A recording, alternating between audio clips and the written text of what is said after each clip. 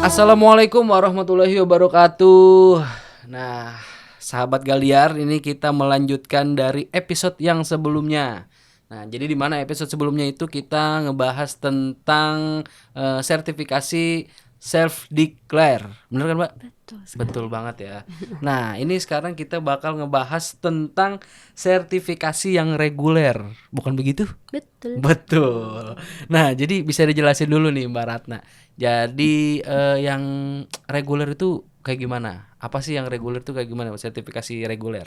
Oke Mas Iqbal, untuk self declare itu kan pernyataan pribadi dari pelaku usaha, nanti Iya. didampingi oleh pendamping PPH. Kalau reguler ini mandiri, artinya mengajukan, terus nanti ada penyelia halal di dalamnya gitu ya, di dalam internal bisnisnya. Oke. Kemudian prosesnya ini, Mm-mm. terutama nanti untuk skala menengah besar, itu harus kemandiri atau reguler. Oke. Gitu. Berarti mandiri atau reguler itu ada biayanya ya? Ada. Waduh. Nah, Mbak, jadi perbedaan self declare sama yang reguler itu gimana nih? Oke. Apa cuma di biaya aja atau gimana? Oke, tadi biaya ya. Ya. Ada udah saya spill nih di episode sebelumnya ya kan, biaya pendaftaran dan lain-lain. Ya. Kemudian alurnya. Oke. Alur. Kalau untuk yang self declare ini kan ada pendampingan dari PPH. Oke. Nanti kita fokus ke bahan sama proses produk halalnya. Nah, tapi kalau untuk reguler alurnya itu lebih kompleks. Ya. Dari 5 kriteria SJPH itu ada komitmen tanggung jawab dari pelaku usahanya ya, SDM, kemudian bahan PPH atau proses produk halal, Ya. kemudian produknya sampai ke pemantauan evaluasi. Wah, ini Nah, bener, kompleks bener memang. kompleks nih. Ya, benar, Iya. benar. Kemudian dokumennya juga dari yang saya sebutkan pasti udah otomatis lebih kompleks kan Iya. gitu. Ya. Nah, kalau untuk pendaftarannya itu di mana, Mbak? Sama atau beda? Oke, kalau untuk self declare dan reguler itu sama ke BPJPH melalui ptsp.halal.go.id atau disebut SIHalal, Sistem Informasi Halal. Oke. Sama kita semua masuk ke situ dari dokumen pelaku usaha, dan terutama pelaku usaha harus punya NIB, nomor induk berusaha. Nah, kalau dulu kan kita ada SIUP, TDP dan lain sebagainya ya, surat-surat bisnis gitu ya, yang administratif. Itu sekarang hanya NIB. Nanti di NIB itu kan tertera nomor induk berusaha sama KBLI.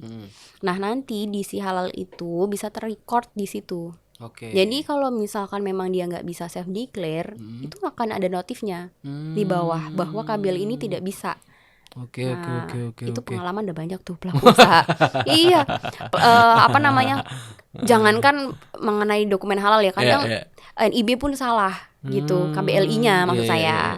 Ya, jadi nggak bisa masuk. Kadang kenapa sih kok nggak bisa masuk gitu? Ya iya, karena KBLI-nya salah.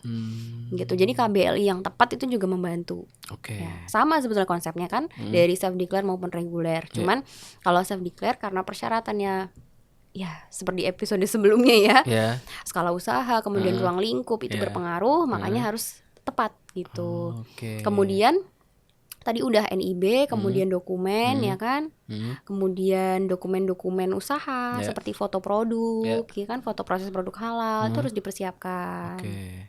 Begitu. Berbeda ya, sebenarnya reguler sama, cuman maksudnya di sini itu lebih kita fokus ke bahan dan proses produk halal karena selain produknya itu itemnya sedikit, ya kan, ya memang harus ada jaminan bahwa bahan-bahan yang digunakan itu sudah halal. Oke.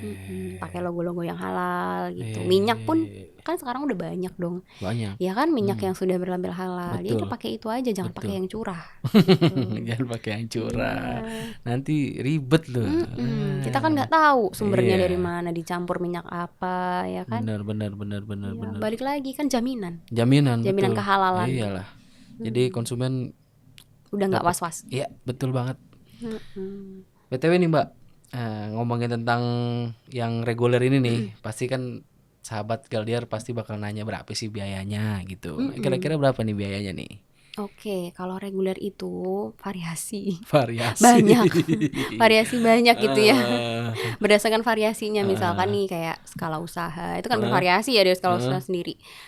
Mikro, kecil, menengah, besar. Nah, tadi ya mikro kecil yang tidak masuk self declare ya wajib reguler. Iya. Emang skalanya lebih besar cakupannya dibanding dengan self declare.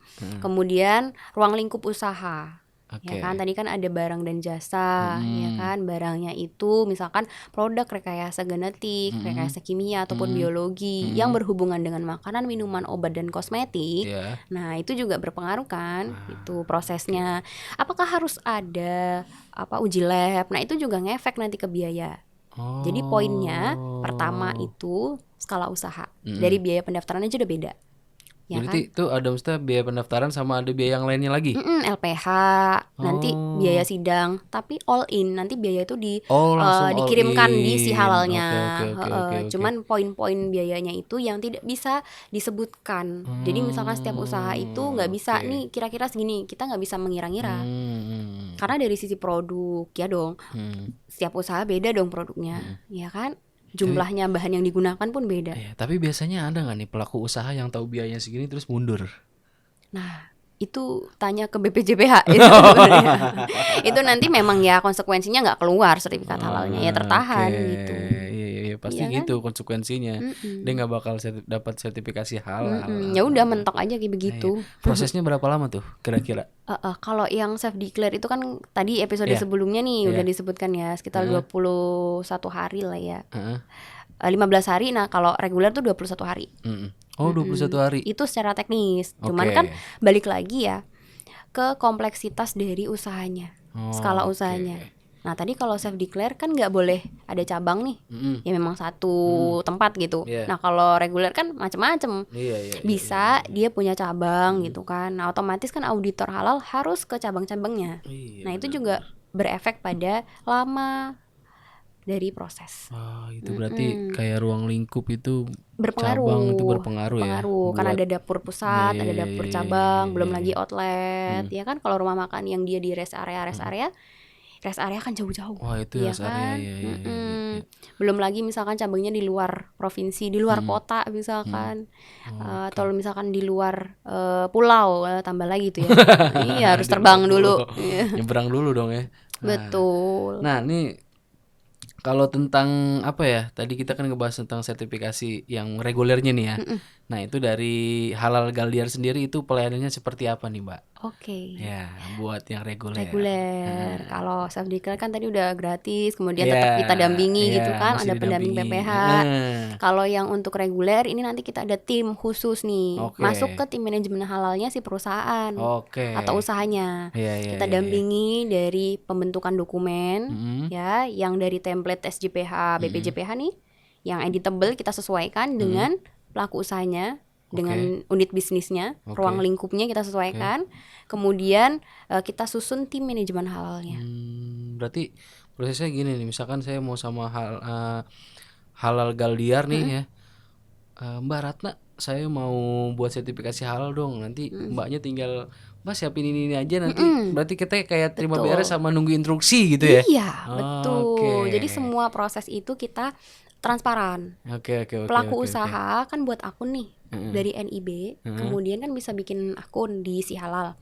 Nanti yang bisa ngakses ya dari kedua belah pihak, pelaku usaha maupun Halal Galdiar. Nah, dokumen-dokumen itu nanti kita akan susun gitu supaya approve oleh BPJPH. Jadi setelah administrasi approve, lanjut tuh nanti ke LPH.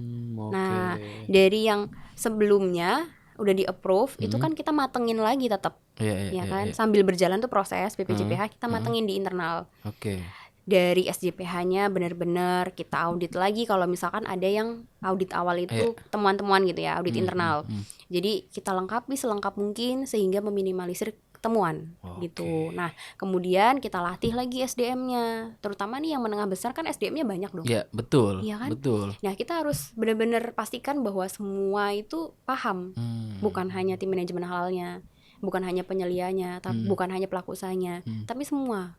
Ya setidaknya mengerti, minimal mengerti lah bahwa si perusahaan ini itu sedang melakukan proses sertifikasi halal. Bahkan sampai suppliernya pun kita harus kasih pemahaman. Ya tentunya dengan kerjasama pelaku usaha dong. Iya, kan? betul. Nah, kemudian setelah dokumen lengkap tadi kan melengkapi lagi nanti pas sudah LPH turun nih menurunkan auditor. Kan namanya audit eksternal, ya kan? Nah, nanti kita dicek tuh dokumennya. Kita Oke. ngadain meeting ya kan. Pertama checking dokumennya dulu. Oke. Sudah sesuai apa belum? Di SJPH Ya. apakah sudah sesuai dengan lingkup usaha dan lain sebagainya. Pokoknya secara data-datanya, administrasinya. Kalau udah oke, masuk ke proses-proses dari produksi. Oke. Proses produk halal namanya kan PPH. Iya, iya. Dicek satu-satu, sesuai nggak sama dokumennya. Sampai ke gudang, bahan-bahan itu dicek lagi. Wis, detail Apakah ya. betul? Iya, namanya auditor kan cari Benar. temuan. Audit itu detail, guys. Iya. Apalagi auditor halal ya dari LPH. Namanya juga pemeriksa halal Benar, kan. benar. Ya otomatis harus tahu gitu loh. Apakah memang yang di lapangan itu sesuai Oke. gitu. Nah jadi sudah tuh tadi ya dokumen, kemudian lapangan ya, di lapangan itu sesuai apa enggak. Nah kalau sudah oke, auditor halal itu nanti akan melaporkan, masuk lagi ke si halal melalui akun LPH dong ya Oke. kan. Nanti kita bisa track kok di si halal itu, bukan hanya halal Galdiar tapi terbuka untuk pelaku usaha. Karena kan akunnya akun pelaku usaha ya. Ya, betul. Nah setelah itu dicek, kalau misalkan ada yang harus direvisi, kita revisi. Oke. Halal Galdiar membantu. Siap. Mantap. Nah ya kan, nanti sambil berjalan, tadi kan waktu pelatihan edukasi itu kan juga dari eksternal. Ya, ya. Nah sambil menunggu tuh sertifikat dari penyelia halal internalnya. Kalau Halal Galdiar kan sebagai penyelia halal eksternal, ya kan, untuk membantu. Nah sambil berproses kita ajarin tuh, jadi belajar sambil praktek langsung. Gitu. Nah kemudian setelah LPH oke, artinya sudah nggak ada revisi, sudah oke ya, masuk ke sidang fatwa halal. Oke. Sidang fatwa halal ini nanti yang menghadiri ya perwakilan dari LPH. Gitu. Bisa ada koreksi juga nih Mas Iqbal. Jadi sebenarnya sidang fatwa itu hasil di akhir bukan sih? Proses akhir atau bukan? Sebetulnya iya. Kalau misalkan fatwa halal udah keluar, pasti BPCBH sudah akan mengeluarkan sertifikat halalnya. Oke. Tinggal nunggu waktu aja itu. Tinggal nunggu waktu aja ya. Kalau Oke, udah oke, fatwa oke. halal keluar ya udah pasti BPJPH akan mengeluarkan sertifikat halal gitu. Cuman masalah waktu aja, nggak bisa langsung celing gitu kan. Iya. Tinggal tunggu Gitu. keluar label halalnya ya. Nah tuh guys, langsung aja guys sekalian Halal Galdiar. Nah itu lagi langsung keluar labelnya, nanti dibantu loh. Iya. Dan itu sekarang labelnya tuh selamanya Mbak ya. Selamanya. Nggak ada masa perpanjangan. Bener Betul. banget. Tapi ya memang dengan catatan nih, bahan sama proses produk halalnya tidak ada perubahan. Betul. Tuh teman-teman. Tapi kalau ada perubahan juga jangan khawatir, kita bisa komunikasi kan. Betul banget. Episode sebelumnya kita udah bahas ya Mas Iqbal ya. Dong, Gimana udah. nih kalau ada perubahan gitu ya. Sebenarnya nggak sulit nih Mas Iqbal. Iya. Sebenarnya nggak sulit, cuman mungkin karena ketakutan ya. Padahal sebenarnya untungnya banyak loh. Tapi kalau sorry dipotong dulu ya. Kalau misalkan ada perubahan gitu, ada biaya lagi nggak? Nah itu tergantung. Misalkan nih bahannya itu oke, artinya tidak mempengaruhi, ya boleh dikembangkan. Nah nanti masuknya BPCBH itu ranahnya. Apakah nanti masuk baru atau pengembangan? Nah itu pasti skema sendiri. Maksudnya kan kita sebagai Halal Galdiar sebagai pendamping ya, konsultan itu bisa mendampingi supaya efektif dan efisien. Jadi nanti tidak banyak kendala. Apalagi pelaku usaha ini kan riweuh ya, kalau misalkan harus bolak-balik gitu. Bener. Setuju. Dari sisi dokumen juga. Apalagi Ya dokumen. Kadang nyiapin dokumen aja kita udah aduh di mana ini, bener. SDM-nya juga perlu dilatih gitu kan. Pelatihan itu nggak hanya sekali. Harus konsultasi berulang kali gitu kan. Kemudian nanti kalau misalkan ada perubahan bahan, itu boleh nanti di-sharingkan. Nanti kalau sudah oke, baru boleh digunakan. Tapi balik lagi ya kebijakan dari BPJPH nih. Diminta untuk daftar baru, artinya nanti produk yang baru ini beda sertifikat, Mas Iqbal. Kalau pengembangan tetap nanti akan satu sertifikat nomornya, tapi ada tercantum produk barunya. Itu bedanya. Untuk saat ini masih bisa pengembangan, tapi entah nanti kan kebijakan itu ada di Kementerian Agama melalui BPJPH dong, ya kan. Kita ini ada di pihak pelaku usaha untuk ya membantu dari proses sertifikasi halal, baik self declare maupun reguler. Nah, gitu ya sahabat Galdiar. Nah, seperti biasa nih, buat sahabat Galdiar yang mau menanyakan tentang sertifikasi halal, nah itu bisa langsung hubungi kontak WA yang ada di bawah sini ya. Nanti kalian langsung konsul sama Mbak Ratna ya. segitu aja video topik pembahasan pada kali ini. Kita bertemu lagi di episode selanjutnya. Wassalamualaikum warahmatullahi wabarakatuh.